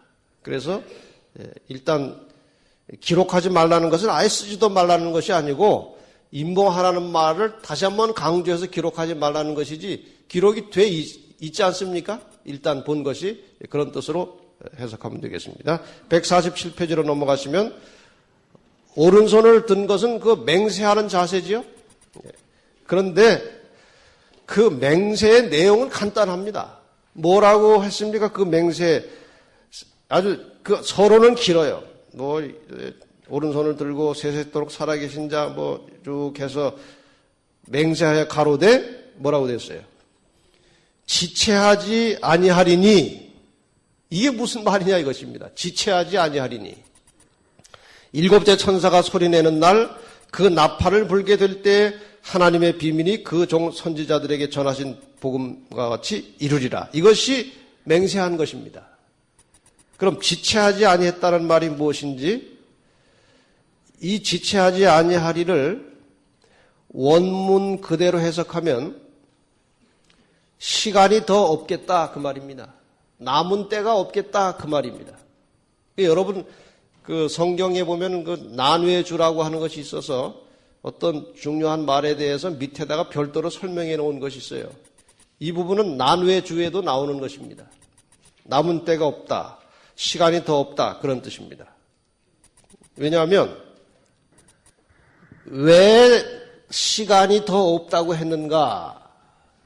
이 말은 우리가 두 가지로 이제 해석을 할 수가 있어요. 여기 이제 일단 보십시다. 지금 이것은 1844년부터 재림 때까지, 뭐 요 전부터 이미 우리가 말세는 시작됐죠. 어쨌든 이 종말의 시간에 관한 예언인데, 이 다니엘서나 요한계시록의 이 부분에 관해서는 반드시 봉함되어 있다고 되어 있고 말세에 펼쳐지겠다고 되어 있습니다. 그래서 이제 1800년을 전후로 해서 서서히 이제 다니엘서가 밝혀지기 시작했는데, 성경의 그 연대에 관련된 예언들이 꽤 여러 개가 나옵니다. 1260년도 나오고, 그 다음에 이제 2300주야 이런 연대에 관련된 예언들이 나오는데, 1844년 이후에 관련된 연대 예언은 없습니다. 그러니까 1844년이라고 하는 2300주의 끝에 관한 연대가 예언상 나타난 연대로서는 마지막 연대라는 겁니다. 더 이상 다른 연대가 없어요. 이제는 무엇만 남았습니까? 1844년 이후로는 재림만 남았습니다. 더 이상 다른 연대가 없어요. 그러니까 1844년 이후에 어떤 시기를 정하는 것은 비성서적입니다. 절대로 우리는 재림의 어떤 시기나 시간에 대하여 정해서는 안 됩니다. 더 이상 다른 시간이 없습니다. 여기에 대해서는. 그 다음에 또 하나, 그 남은 때가 없다, 지체하지 아니하리라고 하는 것은 재림이 매우 지금 임박해 있다는 것입니다. 다른 데 정신 팔지 말고 다른 데 쓸 시간이 없으니 우리의 모든 삶의 초점을 어디에 맞추라는 것입니까? 재림에 맞춰 놓고 준비해서 기다리라는 기별입니다. 이건 대단히 중요한 메시지를 우리에게 전하고 있는 거예요. 지체하지 아니하리라. 그리고 반드시 일곱째 나팔을 불 때 하나님의 모든 비밀이 이루어질 것이다. 하나님께서 계획하신 모든 구속의 경륜이 반드시 성취될 것이니 믿고 기다리라는 것입니다. 하나님께서 우리에게 예언을 주신 아주 중요한 목적이 바로 그것입니다. 지금 우리가 이 일곱 나팔을 볼 때 얼마나 그 상세하고 복잡합니까? 그런데 남김없이 철저하게 예언이 성취되었습니다. 그럼 앞으로 남은 예언도 성취가 될까요? 안 될까요? 됩니다. 그것을 믿으라는 거예요. 하나님께서 인간 나라를 통치하시고 우리를 끌어가실 때 예언이라고 하는 방법으로 우리를 지도하시는 아주 중요한 목적이 믿음이 연약한 우리들에게 믿음을 주시기 위해서 그 방법을 사용하시는 것입니다. 언제나 미리 이야기를 하셔요. 말씀을 하십니다. 선지자들을 통해서. 그럼 가만히 기다리고 보면 그것 성취가 돼야 안 돼요. 하나님께서 선지자의 입을 빌려서 말씀하신 예언은 반드시 성취됩니다. 어이구, 성취가 되네. 그리고 또 그 다음 시대를 위해서 선지자들이 또 예언을 합니다. 지나보면 성취가 돼야 안 돼요? 또 되는 것입니다. 이런 것이 반복 쌓이는 것을 볼 때 너희가 앞으로 있게 될 미리 말씀한 예언에 대해서도 믿고 준비하고 기다리라는 거예요. 그러므로 지금 이 역사의 마지막 결론으로 계속해서 성경 구석구석마다 드러나고 있는 그리스도의 재림에 대하여 믿으라는 것입니다. 틀림없이 그분이 오실 것이니 믿고 기다리라는 것입니다. 자, 그런데 이제 작은 책을 갖다가 먹어버리라는 말이 나옵니다. 먹으라. 이 책을 먹는다는 것은 무슨 뜻인가? 에스겔 3장 1절로 3절에 언제나 우리가 이 계시록을 풀어나갈 때에 구약의 언어와 구약의 배경을 빌려야 해석이 안전합니다. 왜냐하면 지난번에 말씀드린 대로 요한은 구약을 배경으로 지금 지식을 가지고 이 글을 쓰고 있어요. 그래서 에스겔 3장에 보면 에스겔도 두루마리를 먹으라는 명령을 받습니다. 그 당시에는 책이 아니고 뭡니까? 두루마리에다가 쓴 거 아닙니까? 두루마리를 먹으라는 것은 무슨 뜻인가? 하나님의 말씀을 받아서 해석하고 적용하고 전파하라는 것입니다. 그럼 작은 책은 무슨 책이었습니까? 다니엘서였죠. 그것을 해석해보고 적용해보고 전파하라는 것입니다. 그런데 다니엘서가 이제 해석이 되고 많은 사람들에게 알려지고 증거될 것인데 하나의 특별한 경험을 하게 될 것이다. 무슨 경험이에요? 입에서는 달지만 배에서는 쓰게 되는 경험을 하게 될 것이다. 무엇을 해본 결과 다니엘서를 해석하고 적용해서 전파한 결과 처음에는 꿀같이 달았는데 나중에는 쓰게 되는 경험을 할 것이다. 그 말입니다. 그렇죠? 148페이지로 넘어가면 이야기가 상당히 길게 나옵니다만 제가 간단하게 설명하겠습니다. 1800년대를 전후로 해서 성경이 펼쳐지고 성경이 대량으로 생산되면서 이제 사람들에게 성경 연구가 활발하게 시작됐습니다. 편하게 1800년대를 정하겠습니다. 아까 여러 사람들이 뭘 연구했어요? 다니엘서를 연구해가지고 이 나라 저 나라 다니면서 재림기별을 전했죠. 그런데 1818년에 이제 윌리엄 밀러라는 사람이 성경을 집중적으로 연구하다가 특히 다니엘서 8장과 9장을 연구하다가 이미 우리가 간략하게 공부했던 2300주야라고 하는 예언을 해석하게 되었습니다. 그 2300주야를 해석해 보니까 아주 긴 시대를 예언하고 있었습니다. 그것은 주전 457년부터 2300년에 걸친 예언이었습니다. 근데 2300년을 이제 그 시작점을 찾아서 역사로 확인하고 2300년을 이렇게 그려보니까 이것이 언제 끝나는가 하면 1844년에 끝났습니다. 뭐 처음에는 43년도 있었고 조금 복잡한 과정이 있었습니다만. 근데 1844년에 뭐라고 되어 있는가 하면은 2300주야까지는 그때의 성소가 정결하게 함을 입으리라. 그렇게 되어 있어요.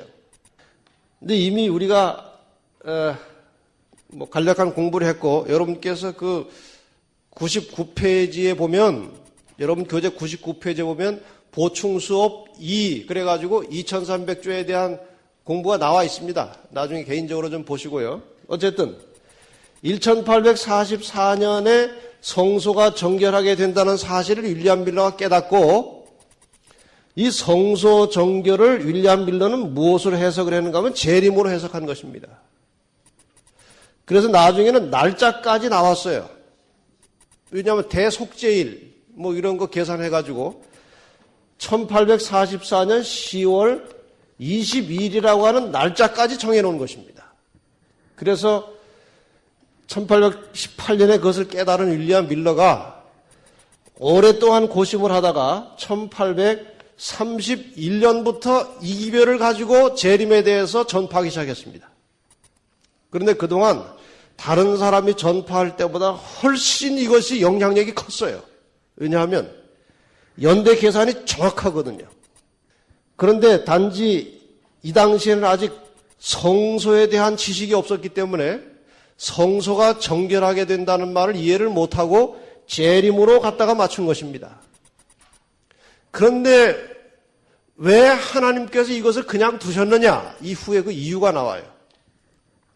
그래서 재림 운동이 이제 막 번져나가다가 정점이 어디입니까? 1844년 10월 22일이에요. 그러니 이 재림을 기다리는 사람들은 지금 얼마나 신납니까? 전도가 보통 잘 되는 게 아니에요. 이것을 가지고 설명하니까 사람들이 다 아주 꼼짝을 못하고 재림 확실합니다 하고 들어오는데 짧은 시간에 약 10만여 명의 재림 교도들이 생겨났습니다. 단맛이에요? 쓴맛이에요? 그것이? 단맛이죠. 아주 신나게 재림에 대한 소망과 재림의 기별을 전하다가 1844년이 돼가지고는 이제 밭에 씨를 안 뿌렸어요. 봄에. 왜 안 뿌렸습니까? 추수하기 전에 누가 오십니까? 예수님이 오시는 것을 확신하고 있었기 때문에 파종하지 않았다고 그랬어요. 주변 사람들이 미쳤다고 다 놀렸지 않았겠습니까? 안 믿는 사람들은. 광신자, 정신 약간 나간 사람, 이렇게 조롱을 받으면서도 이게 너무나 확실하니까 그냥 기쁨으로 일해 나가다가 1844년 10월 22일에 예수님이 안 오셨어요. 그 실망과 좌절과 낙담이라는 것은 이루 말할 수가 없는 것입니다. 무슨 맛을 본 거예요? 쓴맛을 본 거예요. 그런데 여기 보면은 내가 다시 예언하여야 하리라 그 말이 나와요. 쓴맛을 본 것으로 끝나는 것이 아니고 너희가 비록 그렇게 고생은 했지만 쓴맛은 봤지만 절대로 넘어지지 말고 다시 일어나서 예언을 살펴서 다시 증거하라는 것입니다. 자, 그러면은 이제 입에서는 달지만 배에서는 쓰게 됐다. 뭘 연구한 결과, 작은 책을 연구한 결과 그렇게 됐다는 말 이해가 가십니까? 이것은 다른 해석이 용납되지 않는 것입니다. 이것은 분명하게 일어난 사건이에요. 그러면은 이 1844년에 이 쓴맛을 본 결과가 무엇이냐 이겁니다. 왜 이런 것이 예언으로까지 나와 있어서 이렇게 이 중요성을 우리에게 강조하고 있느냐? 149페이지에 가시면 종합적으로 보면 이것은 요즘 시한부 종말론자들이 날짜를 정해서 불발하는 그런 것과는 전혀 의의가 다른 거예요. 우선 첫째로 이 재림운동이 고조에 달했을 때 많은 개신교회들에서 재림운동에 가담한 사람들을 출교시켰습니다. 교회에서 내쫓았어요. 광신자라고. 그래서 여러 교파로부터 출교당한 사람들이 교회 이름도 없이 교파도 없이 무슨 운동을 하는 겁니까? 큰 무리가 떼를 지어서 재림운동을 하는 것입니다. 그 결과 1844년 10월 20일이 지난 후에 많은 사람들이 떨어져 나간 후에도 그 무리들이 모였기 때문에 각 교회와 교파별로 가지고 있던 성서적 진리를 한자리에 모을 수가 있었다는 것이 굉장히 중요한 의미예요. 이것은 이제 계시록 12장 공부할 때 다시 하겠습니다. 그 다음에 둘째, 지금 중세 종교 암흑 시대가 지나는 동안에 영적 부흥과 개혁이라는 것은 거의 없었어요. 완전히 식어져 있었고 땅에 떨어져 있었습니다. 그런데 이 재림 운동의 여파로 그 식어졌고 얼어붙었던 영적 부흥과 각성이 일어난 것입니다. 비록 그것이 실패로 돌아가서 좌절은 했지만 그 영적 부흥의 불씨는 남아 있었기 때문에 그것이 이제 불씨가 돼가지고 이 개신교 역사가 이제 세계적으로 퍼져나가는 것입니다. 그런 점에서 이것은 상당히 중요한 운동이었고, 그 다음에 다시 예언하여야 하리라고 하는 말씀에 의해서 나중에 다시 나오겠습니다만 성소 문제를 이제 깨닫고 다시 보니까 1844년 10월 20일에 예수님이 오시겠다고 적용한 것이 왜 잘못됐는지를 깨닫고 무엇인지 의미를 알게 됐어요. 그래서 성소 문제가 밝혀지면서 성경 예언 해석에 올바른 틀이 준비된 것입니다. 여러분 계시록 공부를 지금까지 쭉 하시는 동안에 성소에 대하여 무지하면 계시록이 풀려나질 않아요. 풀어지질 않습니다. 그래서 이 대실망의 결과 세 가지 열매가 있었는데, 하나는 각 교파가 가지고 있던 부분적인 진리들을 하나의 덩어리로 모을 수 있었다는 것이고, 둘째는 영적 부흥과 각성 운동이 시작됐다는 것이고, 셋째는 성경 예언 해석이 올바른 틀을 가지고 다시 공부할 수 있었다는 것이 중요한 의의입니다. 이 경험은 사실상 초대교회 예수님의 제자들이 당한 경험과도 비슷한 것입니다. 제자들도 예수님에 대하여, 예수님의 초림의 목적에 대하여 잘못 알고 있었습니다. 예수님과 함께 전도하러 다니고 또 쫙 5,000명 앉혀놓고 보리떡 5개와 물고기 2마리로 쫙 먹일 때 그때 제자들의 마음이 어땠을까요? 우쭐했겠죠? 자기 선생이 대단한 분이에요. 그 다음에 예수님이 여러 사람들이 이르는 가운데 죽은 자를 탁 살려낼 때에 제자들이 자기가 한 것도 아니면서 괜히 우쭐했겠죠? 그러니까 예수님께서 이 땅에 계시면서 일할 때 제자들은 굉장히 단맛을 많이 봤는데 언제 쓴맛을 봤습니까? 십자가에 돌아가시고 고난당하실 때 제자들이 쓴맛을 본 거예요. 자기들은 지금 메시아가 로마로부터 자기들을 해방시켜주고 해방되면 자기들은 같이 그동안 따라다닌 공 때문에 한 자리씩 해가지고 한바탕 뭐 좀 하고 싶었는데 완전히 쓰라린 맛을 본 거예요. 언제까지 그 쓴맛이 가시질 않았는가 하면 예수님이 부활하셔서 그들 앞에 나타났는데도 귀신인가 보다, 유령인가 보다. 그래서 하도 답답해서 특히 도마 같은 사람에게는 너 옆구리 좀 한번 만져봐라. 내가 누군지 한번 확인해라. 내 손에 이 못자국을 봐라 하고 그렇게 설명을 했는데도 그냥 그렇긴 그렇군요. 뭐 요 정도였어요. 그런데 언제 확신하게 되는가 하면은 지난번에 제가 한번 공부했습니다.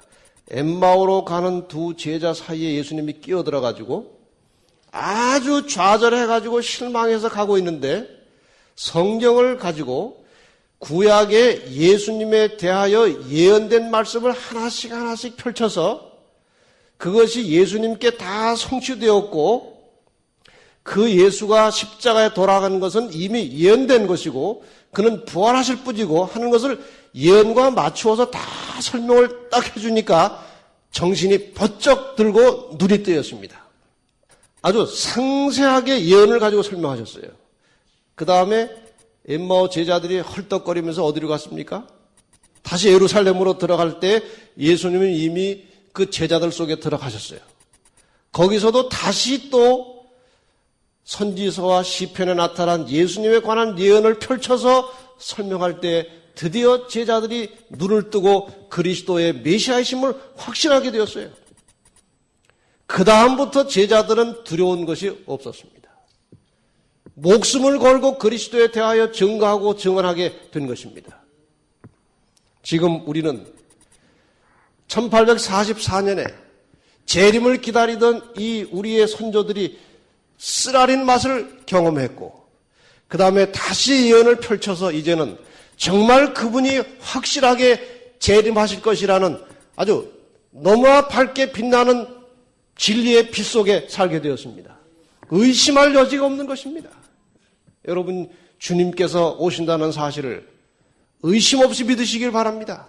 아주 예언적으로 확실하게 증거된 것입니다.